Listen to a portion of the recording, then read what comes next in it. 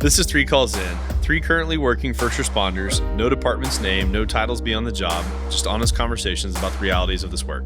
This is for responders, the people trying to understand the job, and for the leaders responsible for these systems. We've talked about toughness, relationships, burnout, and what the job brings home. Today we're talking about something that shows up in almost every corner of the work, coping. What gets normalized, what people lean on to get through the job, and how some coping mechanisms help while others slowly start costing more than people realize. I'll start here. What are the most common ways people cope on the job?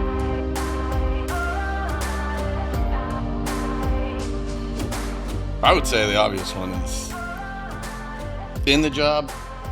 You said on the job, and I don't want to get it confused, but the most common one's alcohol. I mean, a lot of people, they dive down that path to try to, they say wash everything away. But I'd say that's the biggest one that I see.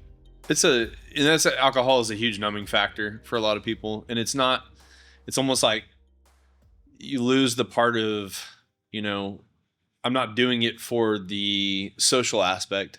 Like most of the other individuals who don't use it for coping use alcohol as a social, it's a point of gathering. Let's go to a whiskey flight tasting. Let's go have a couple beers. Let's watch the sports.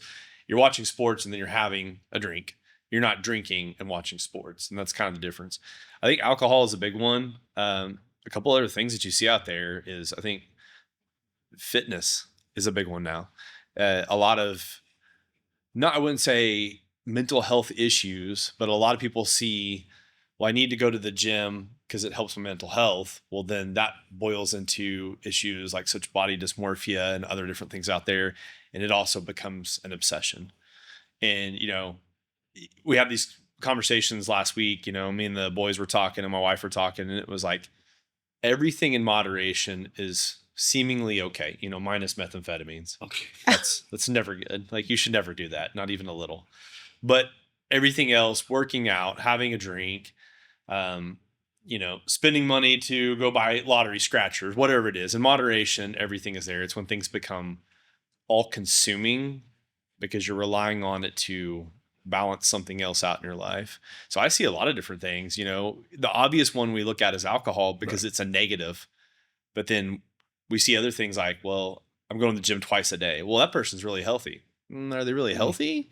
Or are they? They look really healthy on the outside until you look on the inside and their joints are all falling apart, and they look great on the outside, but their joints are crap, and they're one movement away from busting a bicep or tearing a tendon. My favorite's the big guys that walk around and they're always like, and I'm like, that's got to be miserable. I always it's like you're carrying 2 invisible suitcases because your lats are so huge and you just walk like this. It's like, where are you traveling to today? Yeah. The last one I'm going to tack on before I push it over to y'all is sleeping. So that's a coping mechanism too. And a lot of people don't think about that. You think, well, I'm tired because I worked for 24 hours, ran my ass off, my cortisol levels spike through and adrenaline rushes and all this stuff. But then what happens on, for some schedules, there's 2 days and 4 days for first responders. What happens when 3 of those 4 days, you're doing nothing but sleeping? Is that really catching up on sleep, or is that an unhealthy coping mechanism because you're trying to deal with something internally that you can't rationalize? Yeah. You're sleeping way too much. Yes. In one of our first episodes, or in the beginning, I had mentioned, with like our schedule, we'd have several days off, and then you get to a point where you sleep most of your days off.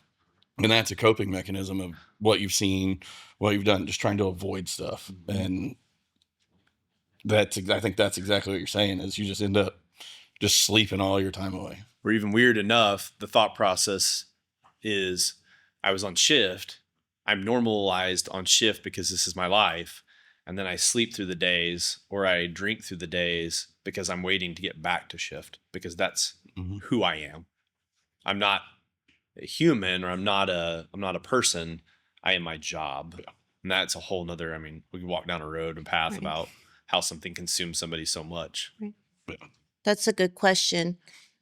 What are we looking to avoid? So where does alcohol fit into the culture? I'll let you all start, and then I'll cover. Each of us can cover our specialties. I can tell you, every place I've worked, there's always the people that say, hey, let's go grab a drink after this, or we're going out tonight. Or, I mean, from day one when I started in law enforcement, and not, I mean, I've seen people abuse alcohol in my job, but that's one of the things is that we go for that social, to hang out with, because everybody we work with, I mean, we see stuff, we want to go hang out with those people, maybe decompress. But I mean, it is one of those things that everybody, that's what they jump to whenever it's hang out outside of work. You never hear, let's go play a pickup game of basketball. It's like, hey, let's go out and get a drink tonight. Yeah. So, let's go play pool. Let's watch sports. It all involves the centralized of the alcohol consumption. Well, it's the same story. I mean, we all have our flashbacks of how we all got started in our first responder story of the initiation. And it's how you get started. It's the initiation, come have a drink. It's how it's, it's your first tube, it's your first full arrest. It's how you get initiated. It's celebratory. Yeah. Celebratory. It is. Essentially it is. You get patched over, go to the bar. And essentially, even when I was creating the peer support team, it was okay when I would tell other medics and EMTs, if you're going to go out and have a drink, I would tell them, and I would even go with them, go out and have a drink and enjoy yourselves. But when those thoughts and intrusive thoughts would flood in, be conscious of what's going on. And when those drinks would turn in to 6 or more, or when those drinks would start comforting those intrusive thoughts, that's when I would hope that you would start looking for other outlets. But unfortunately, that's where we as a community, I would think, we're failing each other because we're not putting the tools in the toolbox.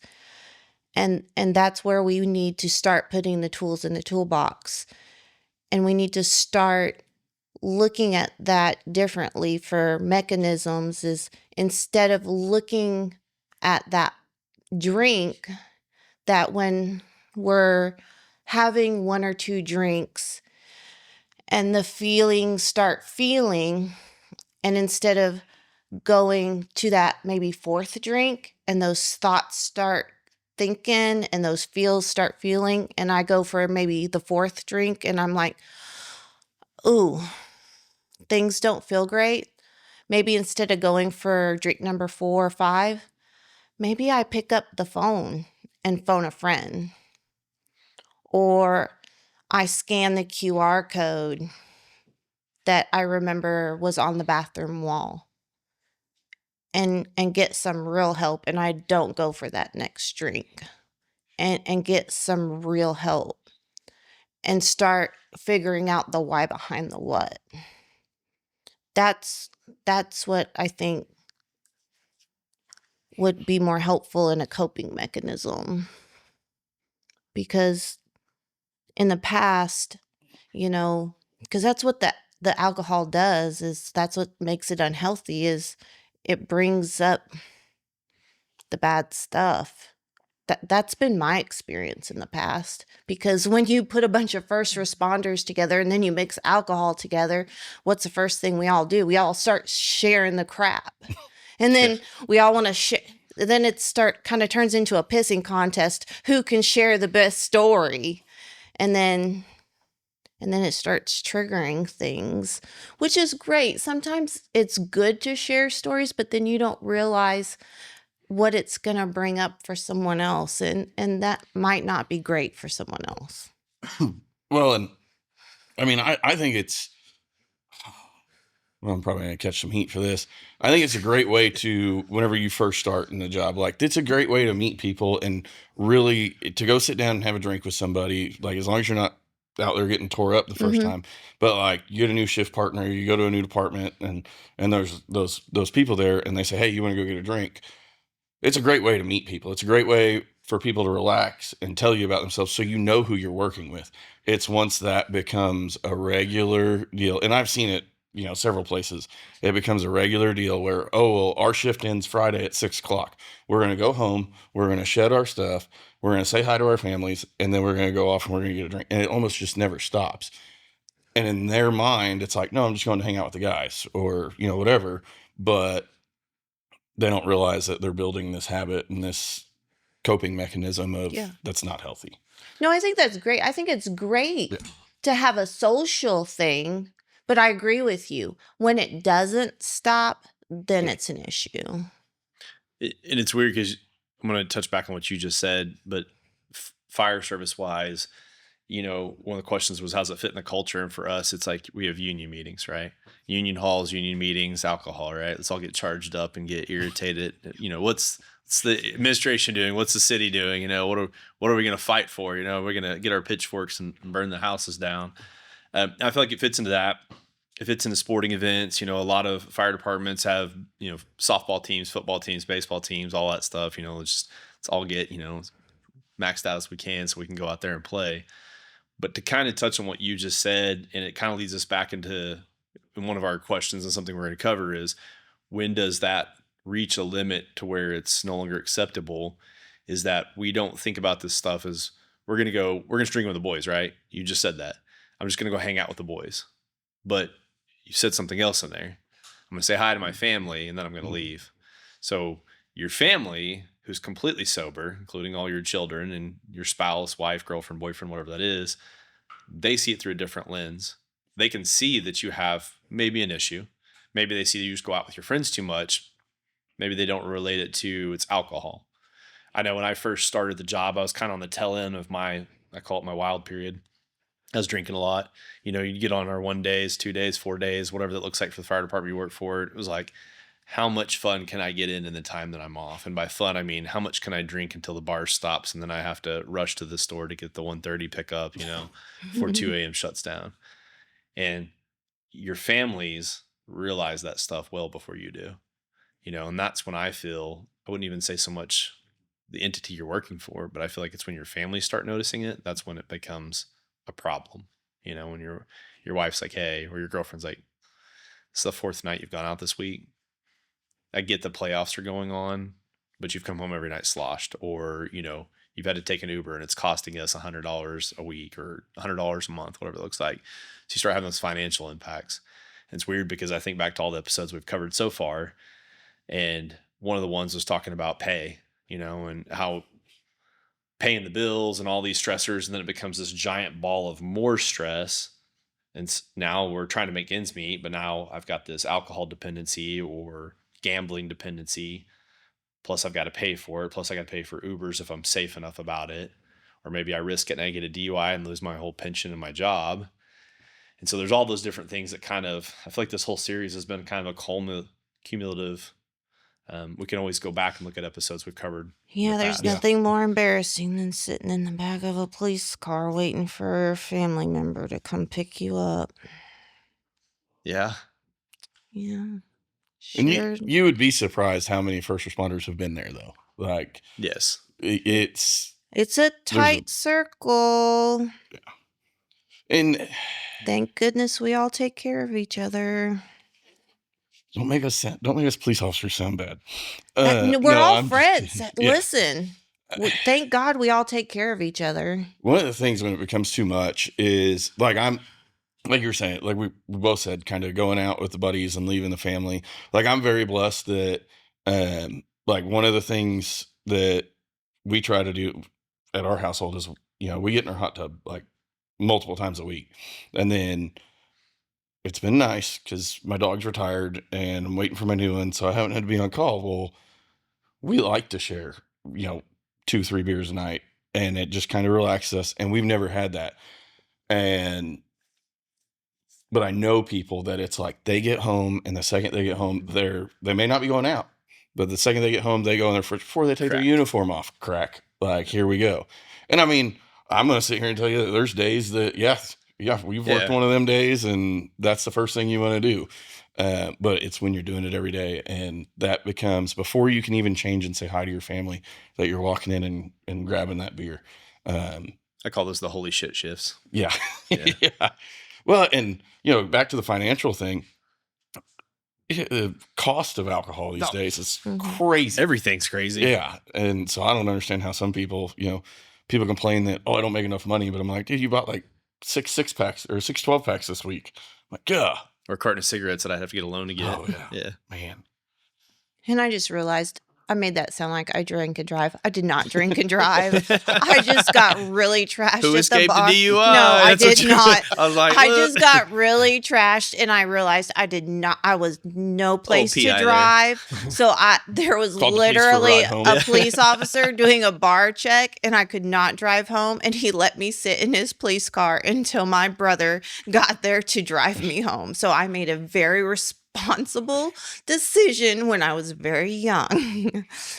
He was doing a bar check, and he's like, Danielle, you should just sit right here until someone that was sober. And And I'm going to go a little bit off topic with this, but I know that each one of us knows somebody in our career fields that has abused it, and everybody saw the signs. Yeah. Mhm. But it kind of falls on us to monitor our coworkers and make sure. I have 2 really good buddies that I never noticed that they were going through a alcohol or substance abuse deal until it was bad, really, really bad. And it's one of the reasons I think on the first podcast when we kind of introduced ourselves, I said I'm here for my friends. And that's one of the reasons I agreed to do this. I've watched one of them for alcohol and one of them for drugs, and it is completely crazy to me that we don't see those things. Every single one of us respond to intoxicated people under the influence of drugs, but it kind of falls on us to be checking on our people, and I could get into the whole how administrations from local to state, just they don't care. Once you've hit that point, once you get yourself in the back of a police car or something like that, you are done. They write you off. You're black eyed in the department. Yes. Yeah. And then they will tell everybody that you try to go work for. And I know we're coming up on a episode about administration, so I'll talk about that then. Well, and I feel like too, when it gets to the point where it's affecting your job, it's already been an issue for a while. Yeah. If it's to the point where it's bleeding over to the next shift or the next day or your paperwork or how you can perform physically and mentally, it was a problem 6 months before that. Yeah. And I think that's a lot of people will say, well, they showed up to work this morning and they were intoxicated, and they're going to sleep it off in their bed, or they're going to sleep it off in their patrol car or whatever, they're not legally drunk. They're just trying to get, we've all had those, and we've seen those individuals that kind of just, we know they need help, but it's weird because it's like, we're like, wow, they've really got a problem. It's like they had a problem before. Or we're it's just the- seeing it here because we work with them. Yeah, or it's the person that'll show up for the shift and they'll be like, can you come start an IV on me and drop a liter of fluid? Yeah. Give me some Zofran. And I'm just like, no, just go home. Yeah. Just go home. I'm so dehydrated. Yeah, I know. Yeah, I'm so dehydrated. No, you just need to go home. Just go home. That's when you sit them down, you start whiteboarding like RAS and tell them how it's affecting their kidneys and all this stuff. And they're like, I'm never drinking again. I'm at the point in my life that I can't even do it anymore. So I'm just I can't it takes me like 3 days to recover. Yes. So if you're at a point that you need a ride home, just call me. I'll come get you because I can't survive. I don't have the capacity. It's not the same. And it's not like, I'm going out getting slosh drunk or anything, but even a couple beers in, I'm like, you wake up the next day and it's like, what happened? Yeah. Did they spike my alcohol? But when Like, you were what do 21, you could stay out till Oh, 4 in the yeah. morning and go to Right. work at 6 a.m. Yeah. Yeah, I mean, just change clothes, throw in some, mints in your mouth, Take and a whole rock it bath on. and Yeah, eat. exactly. Yeah, I gotta clean up real quick, guys, and I would just go straight to work. And now it's just like I need 6 days to recover from the one night of the 3 beers I Exactly. drank. It's like I feel like it was yesterday. I could just recover in 20 minutes. Now it takes me 6 days. No. What happened? It's like walking death, man. And it hurts the joints too now. It's like, oh, why is it hurting my bones? Alcohol's Do not I have in the my flu bones. again? Yeah. So, well, and, I also see a lot of people, we talk about alcohol, but, gambling's a big one. Oh, yeah.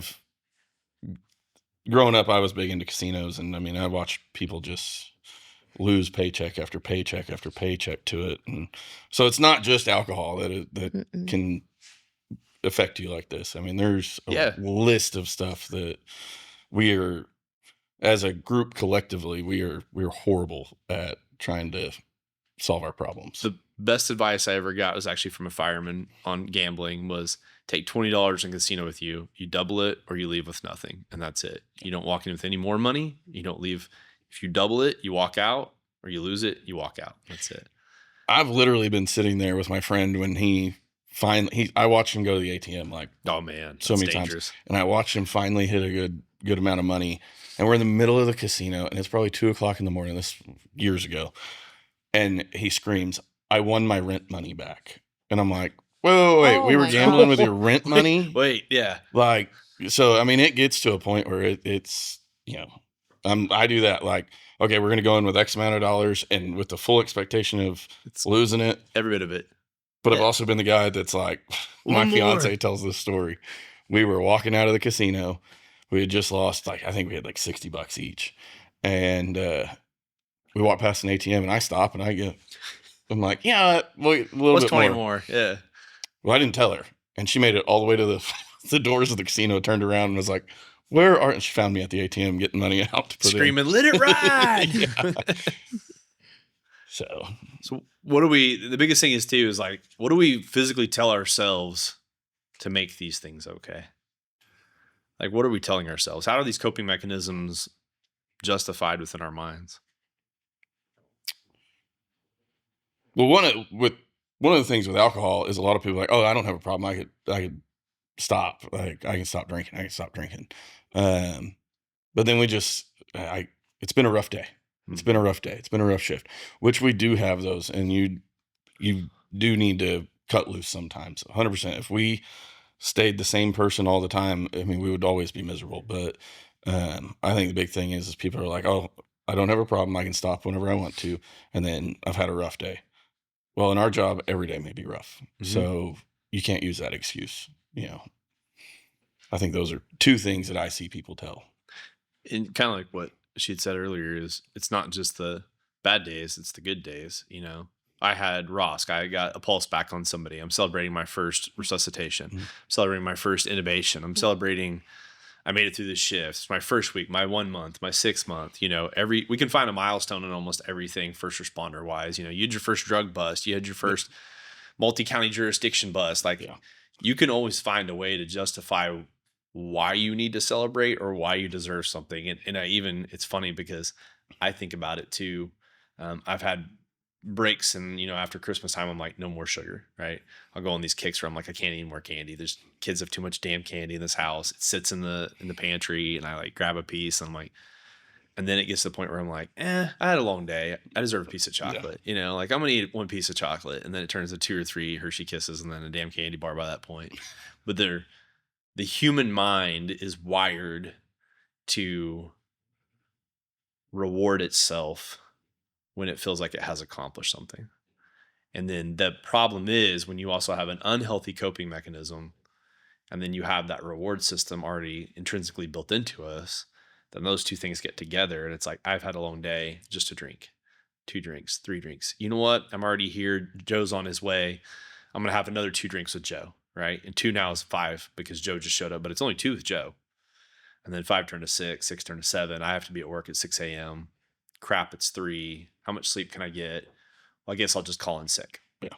And so then those unhealthy coping mechanisms not only are happening inside of us, but now the effect on our job is that we have, call in sick, right? We have PTO. Everybody has sick time or comp time or whatever that may look like for you. And you just use it because it's like, I'm already to this point. I'm not going to be able to perform tomorrow. I don't feel well. And the few good ones out there that do have that cognitive thought in their back of their mind are like, I know I'm messed up, but I don't want to impact the patients and the people that I serve. And so I don't need to go into work. But then there are some out there like, well, I don't have any sick time left, so I guess I just need to struggle through and go to work. And so that's the other side where it shows up, where it starts affecting our job performance is we call in. Well, that generates somebody else has to be called in for overtime, right? So you've got somebody at an entity you work at, somebody calls in. Now they call you and it's mandatory overtime because they're short staff. You were going to go on a vacation day or go to the lake or something. Now you're having to take your time. I've seen it all too much. The MS. Oh yeah. You're partnered, right? So if your partner calls in, out. somebody else come in. Well, if you're on a 1 day, 4 day, 6 day, whatever that is, or let's call her. Let's offer her incentive pay to come in. Let's offer something. Here's a carrot. And so we see it as it can impact job performance, and we see it as it can impact families, but it also can impact your other coworkers in regards to you all are trying to decompress on your days off. Now you're having to come in to cover that person's unhealthy coping mechanism. And for us, it's sorry to my partner out there today. Like I'm supposed to be at work. Well, we don't call somebody in. I worked on my days off, but There's justification. Yes, There it is. yeah. Like I'm over on my hours this week, but now there's one less person on the street. We don't call people in. Like it's just one less person. So now, if it's a busy day, they're shorthanded by one, and that doesn't sound crazy to normal people, but like That sounds crazy to me. yeah, imagine that's like taking a fire station out of service because somebody didn't show up. It's like taking it like Minimum that can staffing levels. Yeah, we don't have those. Sorry, we'll move past that to the next episode. But like that, those are the things that it does is either somebody else has to come in or somebody has to do more work. Yeah. And it's not like, oh, I didn't get this email sent today. It's life or death, like that these people are dealing with. So, Or there's one way, you justify your unhealthy coping skills by, well, you don't understand what I see. Yeah. You don't get it. I can do this because you don't get it. I can't explain to you what I just saw. Or if you saw it, you would If be you like saw me. it, you would get it. Yeah. Or I'm just protecting you from what I saw. I can't explain it to you. Or if I tried to tell you what I just went through, I would traumatize you. I can't begin to tell you. I'm not going to tell you what I just went through. So I'm going to deal with it my own way. So just leave me alone and let me deal with it this way. And then if you mess with me, then I'm going to create chaos because that's what we deal with, because that's how we function. Because that's how we thrive. And I explain it to people on the chaos thing. Like, I'm a chaos coordinator and my comfort zone is chaos. I literally have a hat that says chaos coordinator. Yeah. But that's just what we're used to. And then, so we tell people that like, if I don't deal with it this way, then, there's going to be chaos, and we're comfortable in chaos. It's you that's going to be uncomfortable in chaos. No, it's true. So like, what is something that makes the coping actually like makes things worse? Like what is an exacerbation of, so if I already have a coping mechanism that's unhealthy, what can exacerbate that besides calls and things? What's anything else that y'all can think of? Well, I mean, think about just once you've gone to that coping mechanism from work, then something happens at home. Well, I need a drink, or I'm going to go to the casino. But then you just start building on it. Then everything that becomes a problem, or is a rough day or a rough situation or whatever it may be, I need a drink. And then you're just constantly going to that every time, it could be, the family's in an argument, or, just something happened in your day that wasn't going as planned. I need a drink. To then it turns into, I woke up, I need a drink. Yeah. So I've experienced the relationship before where there was no way for the other person that I was with to catch that unhealthy coping mechanism, because it was also that other person's unhealthy coping mechanism.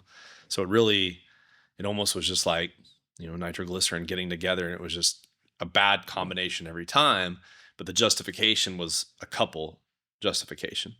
So it was like, oh, you need a drink because you had a bad day. Well, let me get you a drink. You know, I'm going to have a drink too because you're having a drink. And then it was just a consistent, you know, role of how we deal with things. And really, there were so many problems just in the room itself in that relationship that I was in that I never really addressed them because it was like, oh, we can just cope together. You know, alcohol is the bonding mechanism. You know, this is how we met, and this is how our entire relationship has been involved around going to bars or drinking or friends with drinking. And so I feel like things that can exacerbate that beyond that are having somebody who encourages that coping mechanism. You know, someone that's like, yeah, you've had a bad day. How about you have a beer? And it's like, you want me to drink because you also want to drink too. So we're just going to consistently just keep going in this horrible turbulence of circle. And it took a while for me to realize that relationship was built on that corner piece and that centerpiece. You know, it's like, this is how you start with somebody, you know, and it's like, don't meet anybody in bars. Don't talk to anybody, you know, and it's like, that was that centerpiece. And so it's weird to see that from the outside when you look back. Like, I used to drink a lot, man. I had my first divorce 2006. I got married in 2006. Married in 2006, divorced in 2008. I had my daughter at the time. She was 5 years old when we first got divorced. I was like a hot 20 years old when I had my first kid. And it was right after that, you know, when you have kids so young, you miss, you don't want to say miss, but you have that period that you didn't have, right? That you think that the society deems you should have that fun time when you turn 21 and you should drink a bunch. So my dumb ass did it at a later age. So I started at, 25, 26 years old and continued to have that well until I hit about 30. And so at 30, I think I finally started to realizing this isn't sustainable. You know, I've got a good career ahead of me. Just hired on the fire department and need to move through stuff. But that relationships that I had throughout that time were toxic for me as an individual. And I think tying this back to what we've talked about is when you have unhealthy coping mechanisms and the person you're with has unhealthy coping mechanisms, finding true help, even when a friend walks up to you and says, hey, you've got a problem, man, which I had plenty of them are like, you've got an issue. I can't be around you when you're like this. And it's like, this person still loves me. You're the problem. And so you start seeing everybody else's problems in your life. You start seeing work as the problem and bills and everything else. And so kind of tying that back is that you've got to realize your relationships have to be solid before you can, if you're in one, before you can fix any of those unhealthy coping mechanisms. Otherwise, when you go back to the person you love or you confide in, your best friend, if they're not on that same page as you, you're not going to get any help. You're just going to continually be, I'm fine. And it just gets worse. And it gets worse. Yeah. Oh yeah. It gets worse to the point where, I've got 30 minutes. I've got to clean up and I've got to be going to work and all this stuff. Mm-hmm. And it's one of those, it's weird. Alcohol is, when I saw the topic that was coming up for today, I was like, man, I don't want to touch this with a 50-foot pole. Mm-hmm. Don't want to touch this. I've got periods of my life, years that I can't really, and it was kind of, and me and Kate have actually had conversations about this. It's weird. We've had these conversations in the past years where I drank so much that I can't remember some of my daughter's childhood. And it's like, what the fuck was I doing with my life? And that's why, she kind of mentioned one of the episodes that my little one that got born last year, Daphne, it's like been it's like a good spot to start back over, and I wouldn't say replace those memories, but be able to have those memories sober and not be like in the trash. Sorry, I didn't mean to bring the mood down here, guys. But it's okay because you get an opportunity to have those opportunities with Daphne, but also share those opportunities, I would imagine, with your older daughter. Oh yeah, and she's got babies too, so I have little grandkids. So you get to be a dad and a grandfather and bring all those opportunities together, and then bring those stories together. Yeah. And those are really important. Yeah, it's weird raising kids at the same time your daughter. We're raising kids together around the same age. They're a month apart, and it's like, what milestones are you reaching? What is your milestones? And you're like talking to your daughter. So maybe you missed out on with your daughter. I did. But now you're making these core memories now. With her. So that's important. Yeah. Still one of my, So- that's probably my biggest regret in life right there. If I have, and I have very few regrets, was like her childhood is almost like a blank spot in time in my mind. So, but you have this, I and know. that's really cool. It is. It's really cool. Always have kids when you're older. It's fantastic. Because I had You're more mature. my girls, I was 36 and 37, and I wouldn't trade it for anything. Oh no. It's been amazing. Even though she wakes up at 4:00 in the morning, and says hello, daddy. Oh, but that's I'm rough. like, I'm too damn old.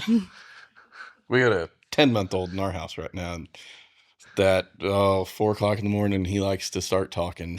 And I'm like, That's when you I got another hour, bud. turn Leave me Bluey alone. on. You don't know. You work on their time. You live in their world from now on. Yeah. That's the one good thing about it is, and it also I feel like having little ones that, and some people will say it's more stressful, the jobs that we're in with little ones, but it's so nice too because you can come home and you're like, what I just did at work doesn't mean shit. What I'm doing for this family means everything. For my kids, my wife, my children, and all those things. Is you have kind of a different perspective on stuff. Which would be a healthy coping skill. Yes. Yeah. Tying it back.